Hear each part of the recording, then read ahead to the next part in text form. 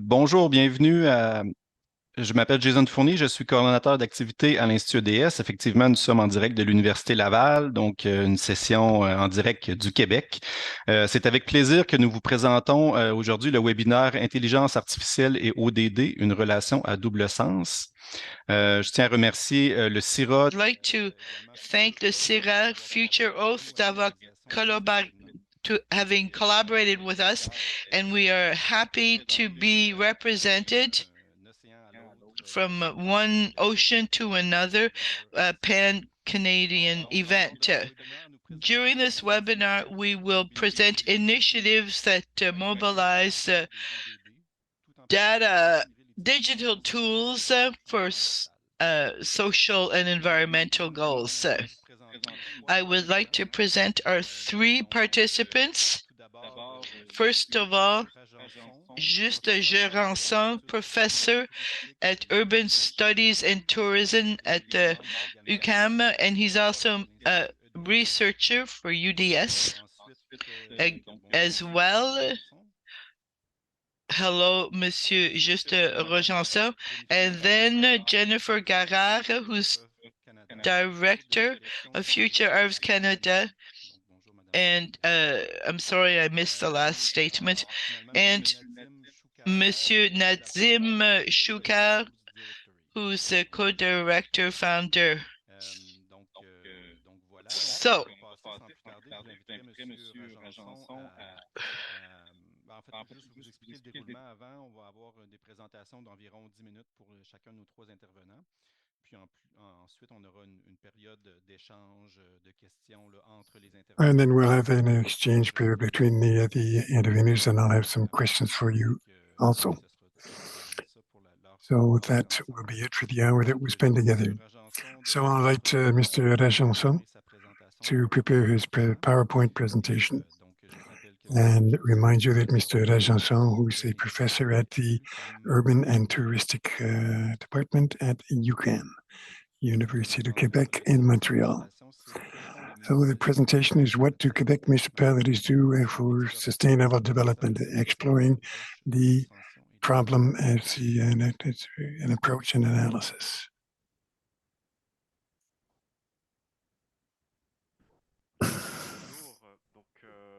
Good afternoon. So thank you very much for the invitation. And in the next few minutes, I will share a few observations regarding a research study that we're doing with the Ministry of Municipal and Housing Affairs in Quebec to try and document what the municipalities are doing when it comes to sustainable development. In the next few minutes, I will divide my presentation into three parts because we have a somewhat limited time. Why this study? Why do we do this work? I'll also share with you an overview of how we did the study and conclude with the question, so what? And then first of all, why this study? The main question of our work was to really illustrate the potential of artificial intelligence, is really to see how or what municipalities do when it comes to sustainable development. In Quebec, we have approximately 1,108 municipalities. So try to get an overall idea of what each municipality is doing could take several months of research. And we were looking to basically try and do that research in a relatively limited time with as much accuracy as possible. The idea can overcome different problems. One of the problems is that when we talk about SDG, particularly the SDG 11 for municipalities, the data is relatively dispersed, and it takes a lot of research and working hours to try and gather as much information on a very high number of municipalities. The second problem is that the actions and the practices are very different and very, very numerous. And we're trying to determine what is being done and how these actions are undertaken by the municipalities. But it can also take several hours of work to try and realize this through by a person. The third problem is the limit of the procedures per survey. And this is the approach which is used the most to try and gather and understand what a few thousand municipalities do when it comes to sustainable development. First of all, sending out a questionnaire and get a certain level of responses from the municipalities. The problem is that most of the smaller municipalities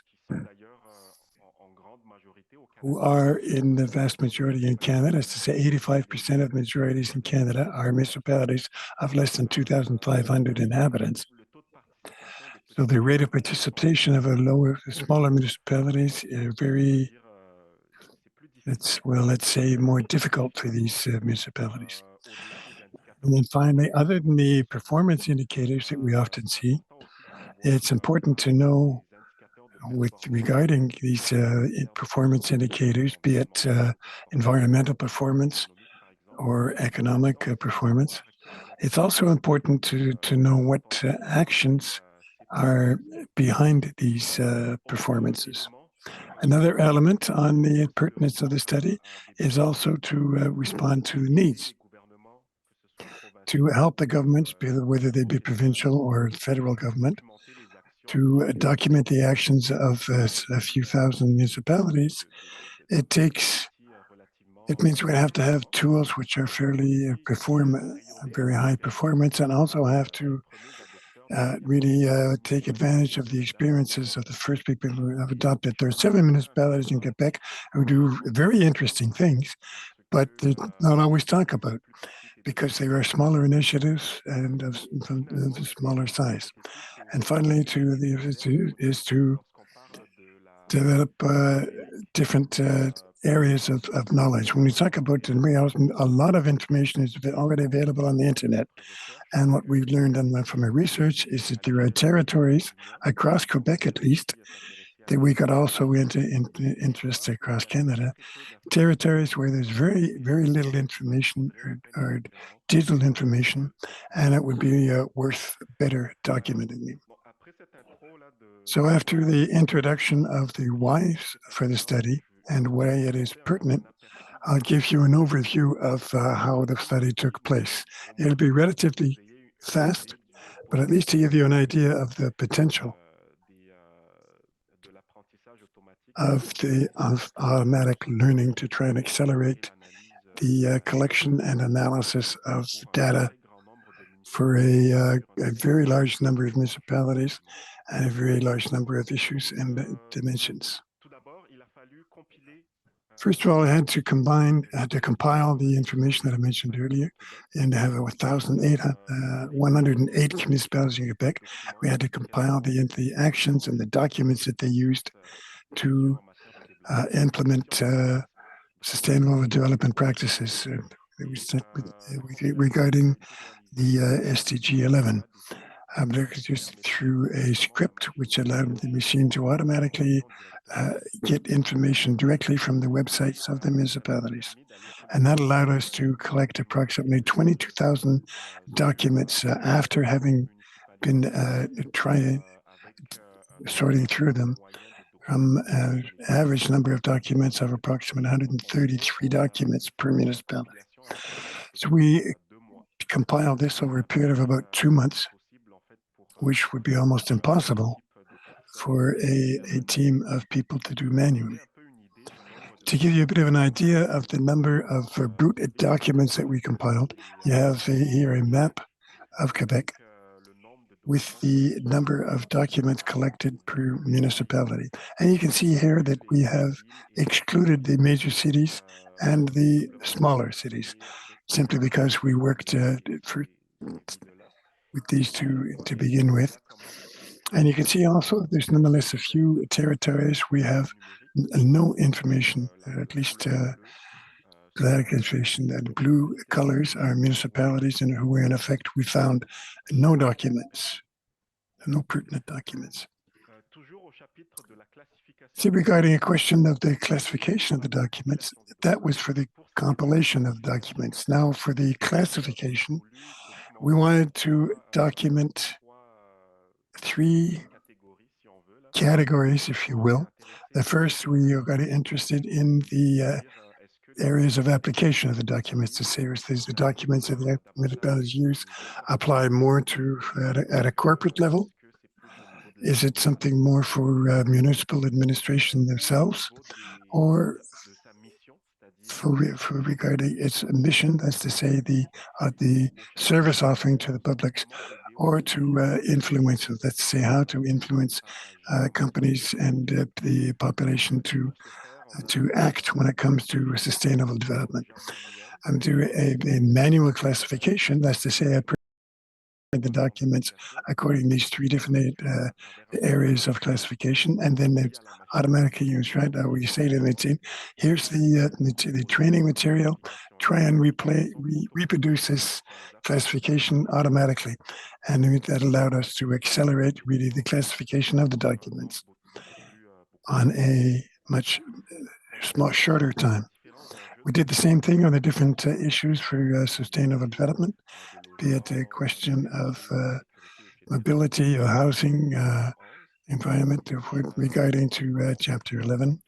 And again, we had an important time saving here to classify the different categories to which the documents apply. And finally, the third question that we ask are the instruments, as to say, are the documents being used?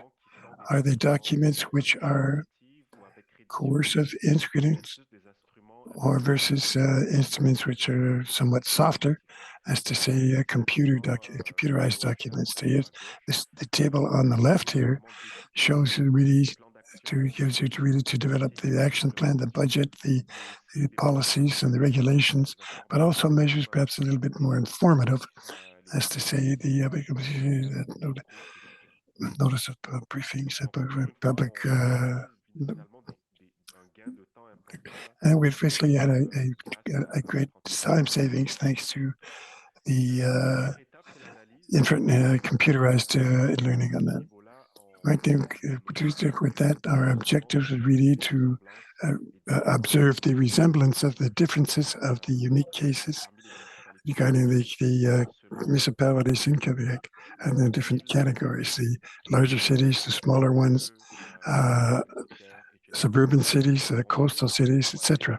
We also did that crossing of the different areas that I mentioned earlier, the areas of application of documents, the issued, mentioned, the type of documents, and the category of the municipality. And finally, we'd like to basically increase our observations with the performance indicators. We could conclude with the so what. Basically, what we have to retain with this is the potential of the automatic classification. It saved us a lot of time. It was reduced. It took a certain amount of manual work to develop the training for the machine. But the advantage from there is that for the governments that are organized in municipalities, it's a question of reproducibility. That's be completely doable to reproduce the same recipe, if you will, for the provinces, for other provinces other than Quebec, and for universities, people allowed to get a certain of precision, a certain performance, that's to say a saving, a time saving. And when you're working with a very high number of municipalities, a number of major number of issues. And we have a lot of knowledge. There's a lot of things that we can do when we have this information. We can, for example, develop strategies for sustainable development. We're much more targeted. We can make a difference by the particular areas of the municipalities. We could also express some of the better practices of the municipalities. And finally, for researchers, it also a research assignment possibly, for example, to compare the type of work the municipalities do with the performance indicators, including the particularly CIRODD. So there we go. Thank you very much. Thank you, Mr. Rajaonson. So we'll now move on to Madame Garard. I remind you that she's the Assistant Director of Future Earth Canada and who's on the reflection of sustainability in Développement, a question of taking advantage of the transformation packages of artificial intelligence for sustainability. So for you, Madame Garard.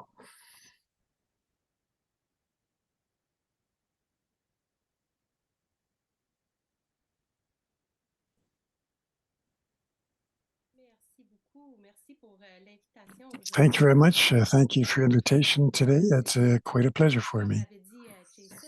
As Jason said, my name is Jason Garard. I'm the Assistant Director of Future Earth Canada and teach a little bit of sustainability. My God is to transforming ideas using sustainability. So to start off with, a little bit of an explanation of the organization. Future Earth is an international research platform for innovation and cooperation, which is the aim of accelerating the transformations for world sustainability. Better as refers in the Secretary at one here in Montreal. Started in 2019. We started conversations and two different observations. First of all, we need social transformation to attack the question of sustainability, SDGs, and recognize societies at a speed which is unprecedented. With different partners since then, we have explored how to combine these two observations. These conversations led to the creation of an initiative called Sustainability in the Digital Age. We're now a international reflection stage initiated by Concordia University and directed by Madame Micheline Ayoub, who work on the basis of three pillars. First of all, on research and innovation. Second, is supporting training and creating of networks. And thirdly, the suggestion of politics, political standards, and better post practices. Recognizes mobilization of knowledge and a coordination between the students that will work together. We're very aware of the fact that we got support of ourselves in Quebec, in Concordia University, and at Montreal International. Now, two examples of the work to demonstrate our approach to make the transformation part of IEA when it comes to transformation. The first is the DISA project, which is to move forward to make the projects for a more sustainable agriculture. The DISA project applies to a bunch of ideas, as you can see. DISA aims at exploring how to reach agricultural systems based on material resources to agriculture based on complementary of knowledge.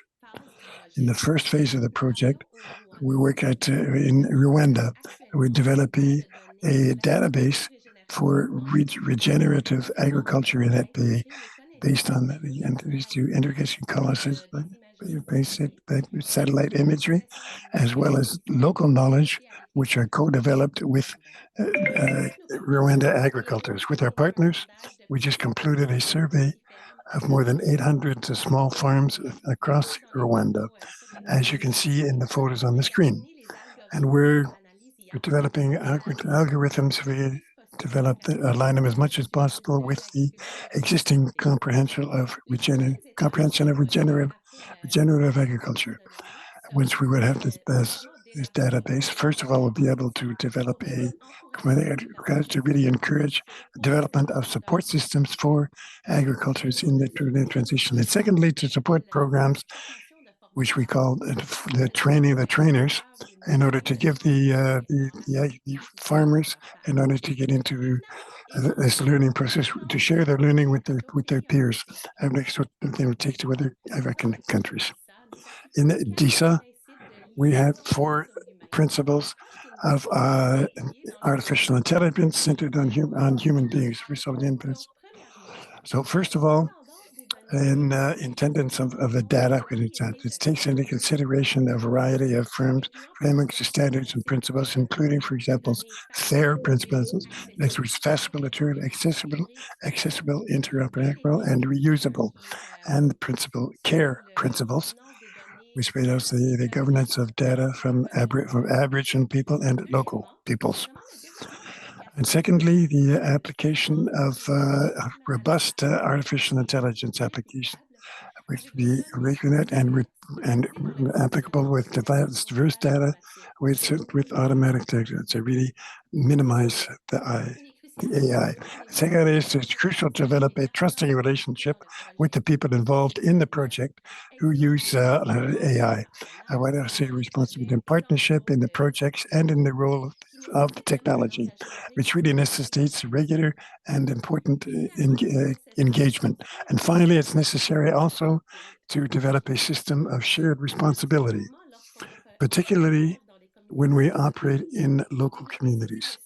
Developing this type of system for responsibility is a question of decentralizing without any form of hierarchy. And we got to deal with local players and balance, which is more well balanced and fair.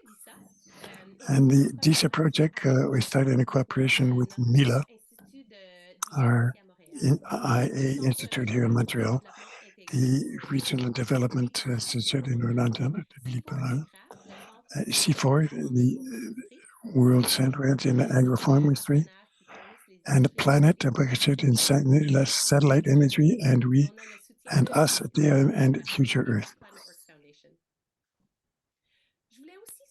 I also wanted to underline the project for a fair future, an equitable future, SFN, which is by my colleague, Dr. Camilo Amiro Monroy.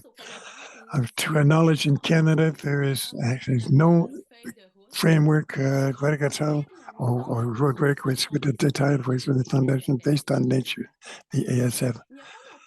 I'll call them. There's also no platform that integrates carbon, biodiversity, knowledge and water, and social information. It's nonetheless an awful lot of information. And so it exists an excellent potential here for the for IA methods to help and integrate this all the data which is necessary to really supervise and develop the SFN initiatives. That's why we develop a product, AESFN. And the project really is reflected in the 4 projects that you see on the screen. In the SFN projects, there are several different issues that must be addressed. It's very possible to develop the efficacy of SFN in Canada, which is a framework of supervision and which is standardized. It's to say the performance of the different projects can be compared, and the questions are not included in the national contributions. They're part of the Paris Agreement. The participant of regional governments in SFN in Canada does not bring to an equilibrium between environmental needs and human interest. That's to say that Inuit in Canada are often underrepresented when it comes to a percentage of population in ASFN projects. I would mention here with funding regions, which requires funding based on projects based on forestry and aquatic ecosystems. But there are a lot of SFN projects with potential, which are less representative, like, for example, those in the prairies, the oceans, and in agricultural. And finally, there's also a lot of variability in funding, particularly when it comes to the duration of the funding, which we see in a lot of sectors in the environmental sector. In this case, there's often a difference between the length of the funding and the length of time it takes before we see significant changes or because of the SFN. So we're seeing the project, at least in personally, and proposing standardized and recommended measures to measure and to supervise the SFN projects. In our project, SFN, we analyze and create an approach in SFN in Canada. This analysis will continue to compare the landscape, including PAC service of the SFN project, the distribution of different types of SFNs, and the ecological and social programs. This research also underlines, particularly SFNs done led by Aboriginal groups. I'm developing an algorithm, an IA algorithm. We're going to put the potential to supervise, monitor carbon, biodiversity, and the water, and they can prioritize position. We do with the institutes of consultations, and workshops, and developing our product under the direction of a principal Aboriginal advisor. And we're also doing that's a education in Canada, the CIRODD or the NSERCC. So I hope that these examples of some of the graduates take advantage of for the SDGs are very important. And I'm happy to get impatient to get your comments, your reactions. Merci beaucoup, Madame Garard. Thank you, Madame Garard. Very interesting. I now invite Mr. Shuker to slowly present his presentation. I remind you, he's the co-founder and the CDG of Global Goals Directory, and do a presentation that's entitled Artificial Intelligence to the Service of SDGs, Practical Uses when it comes to classification of SDGs. So the floor is yours, Mr. Shuker. Thank you, Jason. Thank you, everybody. Hello, everybody. Again, once again, concerning the questions of the yes, regarding the situation that I had the chance of to participate during it, and also with the implementation of this webinar. So thank you for the participation. So, as I said, I'm co-founder of Recherche, and let me set up my presentation. Here we go.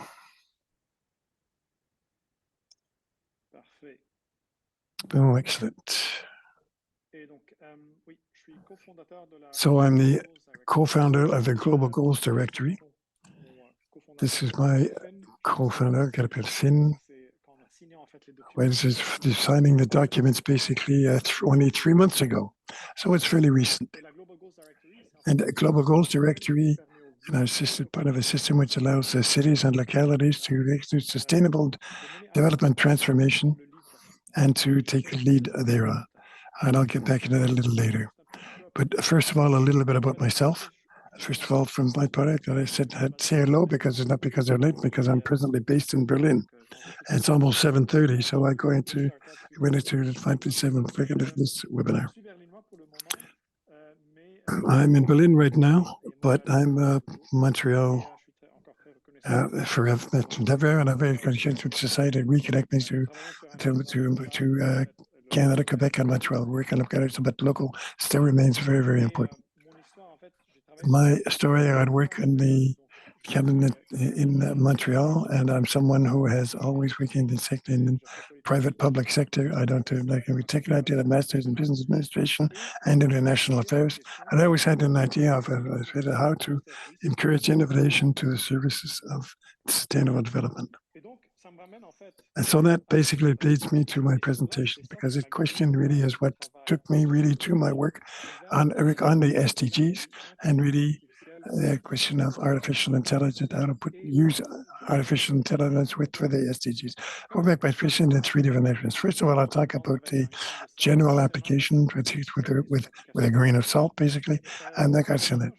Secondly, I'll talk about the showcase of our tool and other practical cases that come through it. Now we'll talk about other classifications of SDGs, a limitation of classification, but inspired by different partners that we group in a meta group called the SDG Classification Experts Group in English. So the important that I'm not going to talk about. I'm not going to talk about artificial intelligence in automation, industrialization, health, or smart TV, or transmission. That's all very important work. But my specialists in the area who have the expertise in that, and I'm not the expert to get into that. But the possible incrustations of artificial intelligence when it comes to the SDGs, we're looking more at a meta project to talk about a classification a little more. So IA and the SDG application, to me, it's a question fairly interesting because I've participated in cartons for the French development agent called Learn, Innovate, Share, Artificial Intelligence Fostering the 2030 Adjustment. Again, it's in English, even it took place in Paris. And it's an opening, an expert faces in the France Hub Artificial Intelligence because Françoise Fogelman was talking about the use of artificial intelligence is very well adapted to complex cases. If we have a situation where the best thing we can do is an approximation, the better thing we do if we have a lot of information to treat. So artificial information with a lot of data and machine learning models will help us. So it's in effect when we need a very precise answer. So when we deal with the SDGs, it's a very good sign to say that artificial intelligence can help in sustainable development because it's a complex of interdependent objectives, and sustainable development is a complex and real situation. So there's no exact answer to how to end up with sustainable development. So the process, I think that is very well understood. I don't know all the details in Canada, the exact position in Canada. It's not ready to be regulated. So in Europe, we're still working on how to regulate this. And there's a lot of cases like a black box. An artificial intelligence tool would do the job of classifying quickly in text or in a report or a group of texts with a lot of data very quickly. And they got very result. And it's possible to know exactly how this classification took place. Et comme Jennifer vient de mentionner, c'est quoi peut-être les biais qui en résultent. Et pour nous, ça représente en fait deux suites. For us, it represents two things. We need the internal knowledge to form the AI specific to the needs, the immediate gain, quickness, rapidity, efficiency, but it's a project that can be very efficient for the future. Secondly, another follow-up to AI usage to improve the classification by keywords, a classification that would be done from a point of view of statistical analysis, and it's what we do. So it gives me a chance to talk about the Showcase Global Goals Directory. I'm going to see if I can share the screen for the tool itself.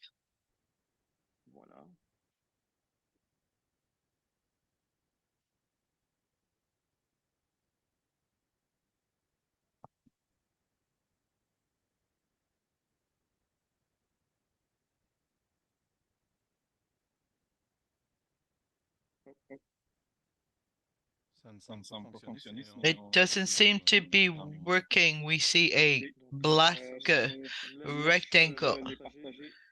I can only share. There it is. I'm going to do this. So it's an example that we have of our Global Goals Directory. I'm going to explain quickly what it is. We did this work for a German region. We analyzed 15,730 ecosystem actors, 15,000 that have a relationship. We represent them in terms of the directory, and for each of these players, we can see what is the specific thing and what is the reference on the web of the organization. It was presented with a map. So we can find it here, and those that are linked to these SDGs and the exact references again. And we have statistics about SDGs that we can work on. We can look at 15 organization responsible for number one. What kind of organization? We can see everything that's of businesses that are working on this particular issue. If there's a change, I can remove the filter 1, and in that region, most of the NGOs, the civil societies, are working on education, inequalities, and everything which is biodiversity, etc. But to come back to quickly to the tool, again,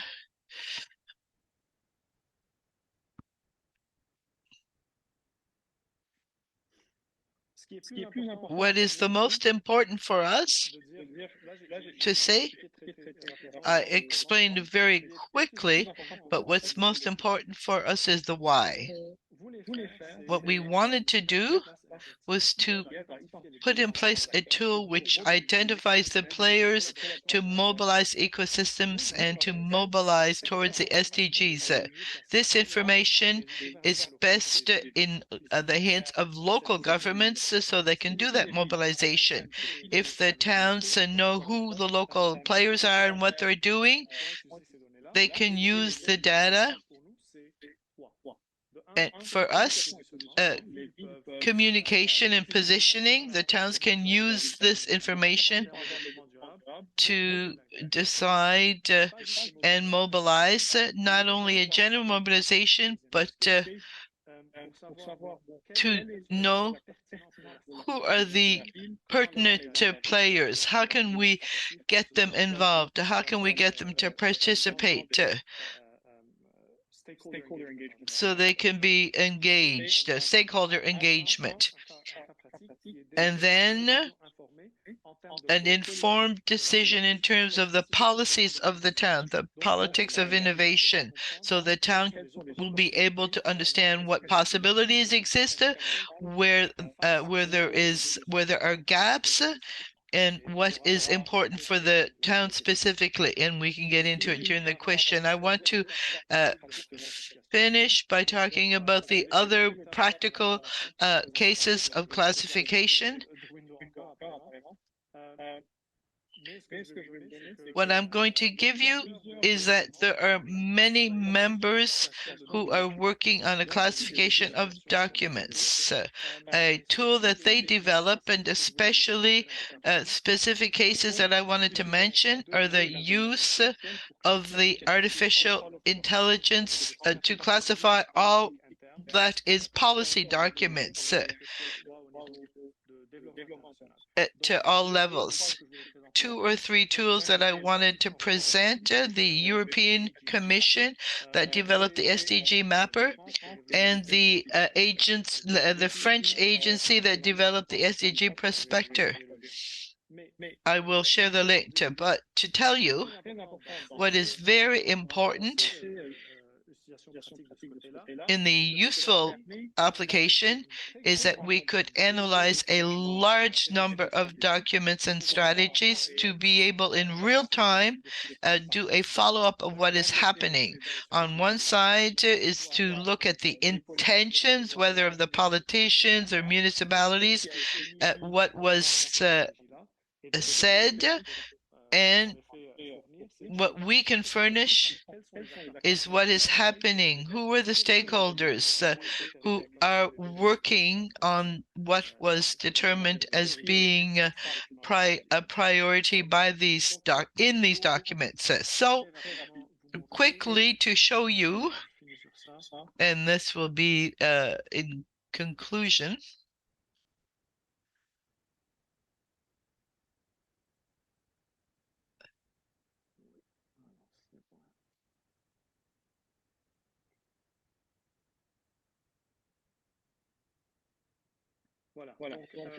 So here it is.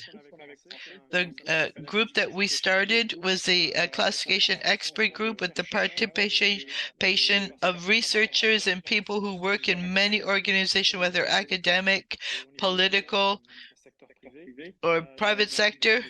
They come from all these organizations. We had our fourth meetup in Paris, France. Interesting discussion on the limits of AI classification.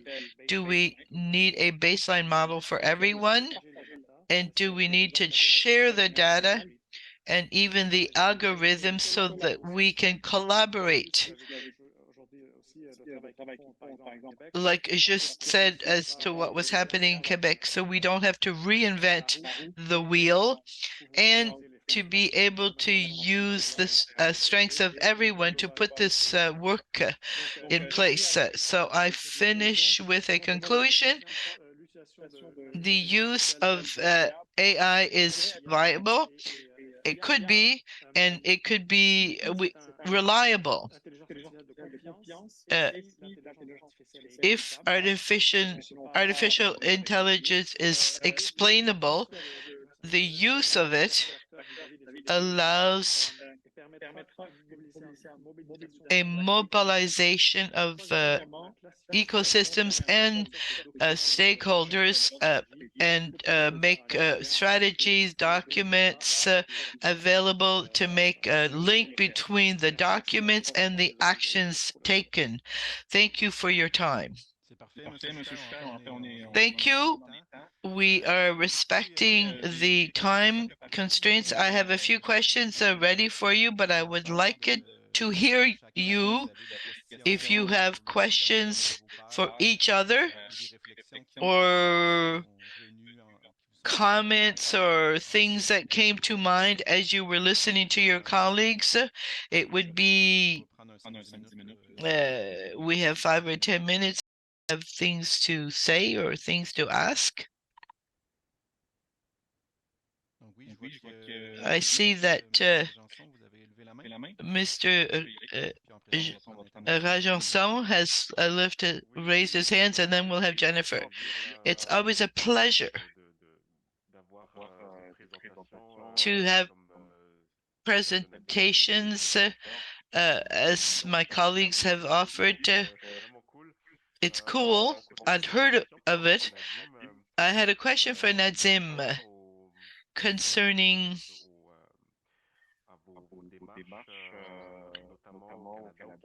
what you've done in Quebec, Canada. Do you have projects underway, one? And two, we spoke of the municipal dimension, but it also applies to regional dimensions and even provincial dimensions. I'm going to start with the second. Jason, do we answer? Yeah.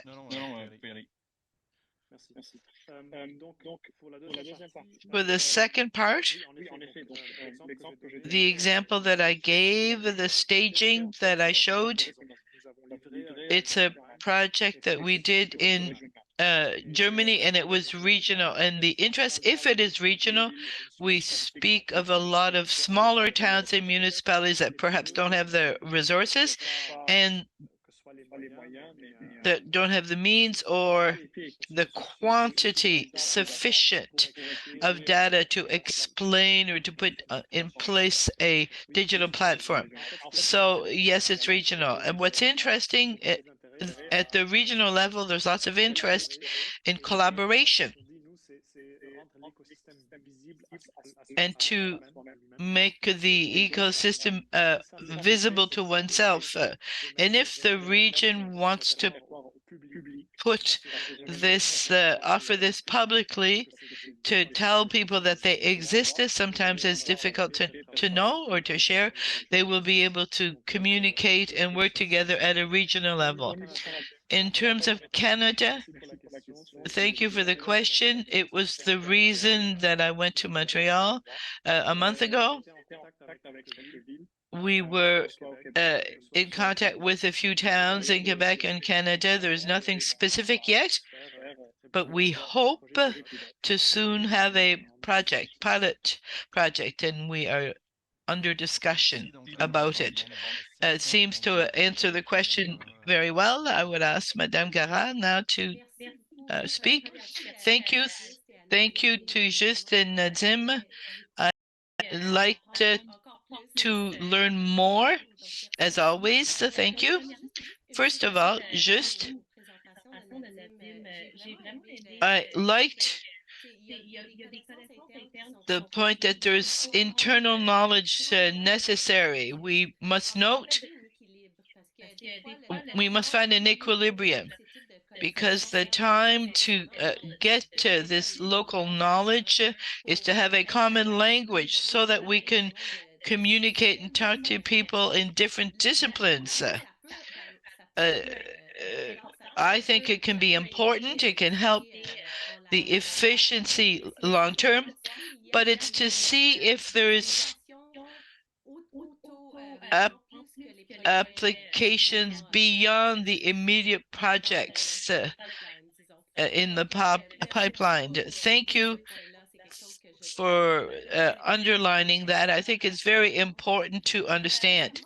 Secondly, I had a question for Juste on the material that you are using for the automatic process. How do you find to assure transparency, the diversity of the data used to teach the models,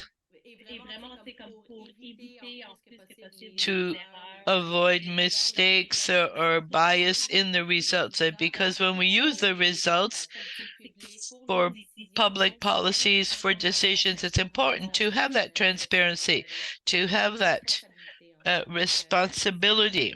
So that is my question. Thank you.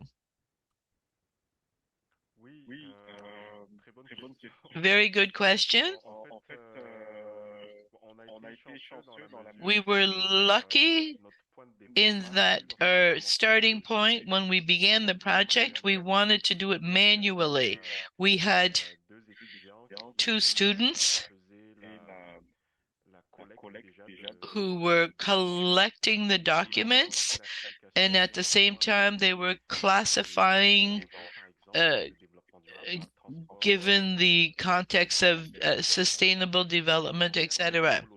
And typology, rules, plans, strategies, policies, etc. At that time, there was a work to be done that took a lot of time for one municipality. It could take many, many hours of work. So that was done. Now there's a manual collecting. The problem is that on 1,108 municipalities, 10% only that was done manually. And it's true that the problem in Quebec, in small municipalities, 85% are little of the municipalities, and the big ones are maybe 50 or less. At the beginning, what we said is, will we take the extremes, the biggest and the smallest? And we noticed that it doesn't work really. We did lots of trial and error, and looking at the small and the big, we found that it didn't allow to deduce what's happening in the middle. The extremes did not give us the middle road. So what we tried to do, and what we are trying presently, is to, how do we say it? A sampling, a stratified sampling, to take a dozen municipalities of less than 500 population, or some between 500 and 1,000, a certain number of municipalities. So different strata. We are going to try to function in a stratified manner, but I still have doubts because it's so diversified. In small municipalities of 1,000 or less, we can have municipalities that are in a metropolitan area, others that are outside a metropolitan area, certain that are on the shores, some that are We are going to proceed in a trial and error and to see eventually the best way to have material that is solid to work with. But I admit it is a challenge given the huge diversity. If we were only working with the big municipalities, it's quite easy because we notice that the differences are not big. If we compare municipalities of 50,000 or more, often the approaches are similar, the same strategic kind of plans. But when we go down the municipal hierarchy, it's very diversified. So it's very difficult to have a representation of the training material. But if you have ideas, we're willing to listen. Thank you for the question. Thank you, Monsieur Choucard. You can ask your question. An answer or an idea to this? Sometimes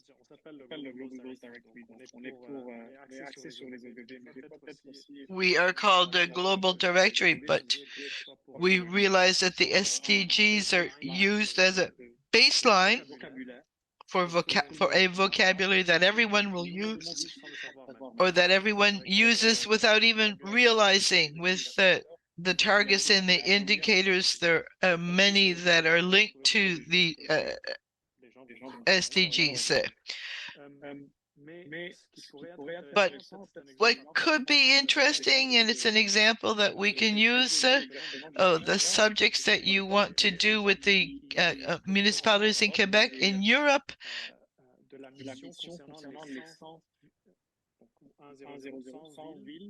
we're talking about 100 towns net zero. It's the program, an innovation program, European innovation program, which has as a mission and money given to municipalities, 100 to neutral cities by 2030. They've put together a document which is the same for all of these towns as a climate contract. And from that point of view, it becomes very interesting because we can compare them. Not only that, if we can work with them, and it's our goal, we can help them to compare their ecosystems. It will help not only to compare the contracts, which will bring together the documents of the municipalities, but also to compare towns that are similar one way or another. Towns that are industrial, towns that are on water. The climate contracts can, and maybe we need a strategic. It can help determine the 6 priorities. It helps, as we know, if it's climate inequalities, etc. Then we can speak of a contract or documents that could bring things together. It's a question, but if you go in the opposite point of view, it could be the work. These are the patterns that come out. The documents that are specific to these categories, the towns can affirm themselves depending on these priorities.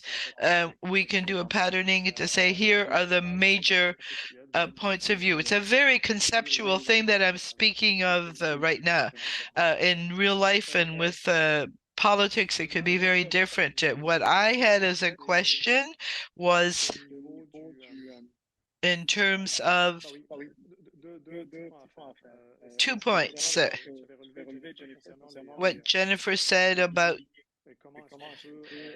biases. How can we make sure that there's no biases in the programs? And the comment that you had on training and the capacity of organizations or local municipalities. In terms of bias, how do you make sure that the users of these tools ask the proper questions, the right questions, to be aware of the fact that specific decisions, specific recommendations can be the result of biases.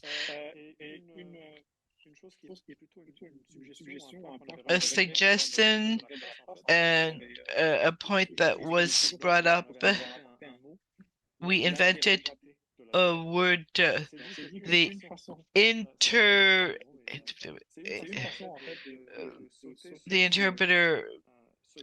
missed that. The gap that exists in terms of capacity is to work on a case where we can interrogate the data.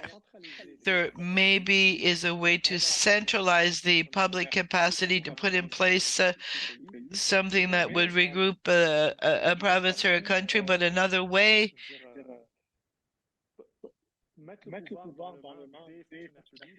to put the power in the hands of people who are going to use the data as to how to ask the right questions so we do not manipulate the data. There's an enormous power with the GPT-4, but it remains that the issue of bias is even more serious, more important. Jennifer? Thank you. Thank you of that term. It's good to be able to hear it again and make an imprint in my head. What we're doing in the DISA project is to have frequent meetings, at least once a week. Now we've been doing it for 9 months. Every week we are a team, 8 people from various backgrounds, agriculture, agricultural science, environmental, myself as a representative of that no knowledge on a bigger image, and collaborators in Rwanda. For me, it's a good way to develop the good questions. Are they the only questions? Absolutely not. But I think we could help generate ideas, not to eliminate bias, because I don't think it's possible to make sure that there's absolutely no bias, but to reduce the bias, to have a way to bring out ideas, to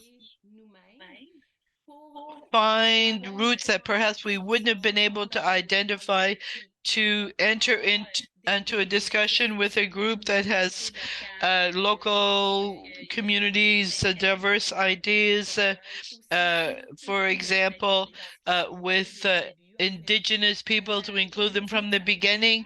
It could be a way to develop these questions.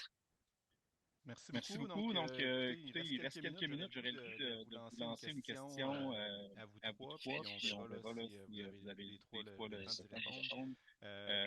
So we'll see if we have time to answer the questions. We see the advantage to look at how information data can, the analysis of the data can help us develop policies and to support the work being done already. Do you think that there's more work being done with the aggregation of AI? Do you think that the work that you are doing in what your case studies stimulates actions and mobilizes finally to you? it'll be the last question. I will be very quick. Action, yes. Impact, we do not know.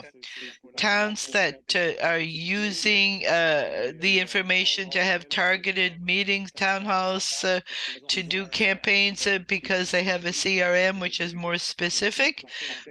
But to trace the impact and to know if it changes anything, it remains to be seen. Thank you. I would like that there be an impact because the project is underway. We are developing the classification so that it's pertinent. The Minister of Municipal Affairs is using the information to better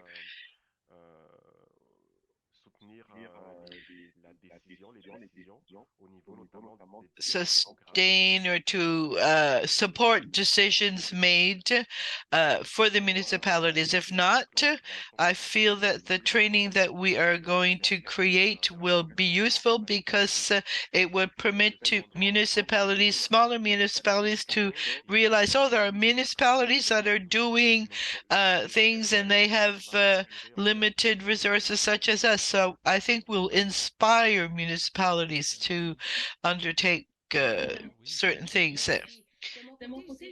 I would say it's soon to tell. There's lots of actions. In DISA, I would say that we've heard by speaking to decision makers in Rwanda, it's the data which means that the progress in political policies and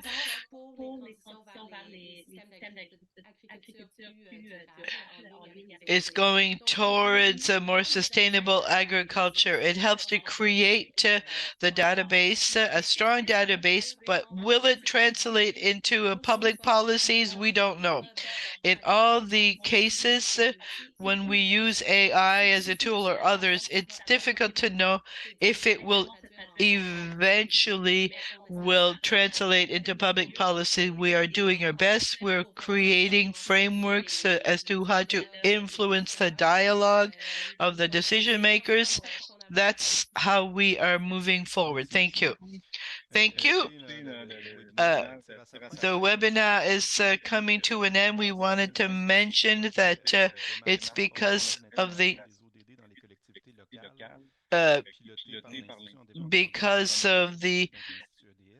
Institut ODS and financed by the Government of Canada. He was speaking who the sponsors are. I want to thank our partners for the organization of the event and the director of the Institut Salmonuni, who's very interested in all the digital challenges, was not able for technical reasons to address us, but on his behalf, I thank you sincerely for your presentations and your exchanges. So that's it. Thank you very much, and hopefully we'll be able to share ideas again. Thank you. Thank you. Merci, merci. Good day.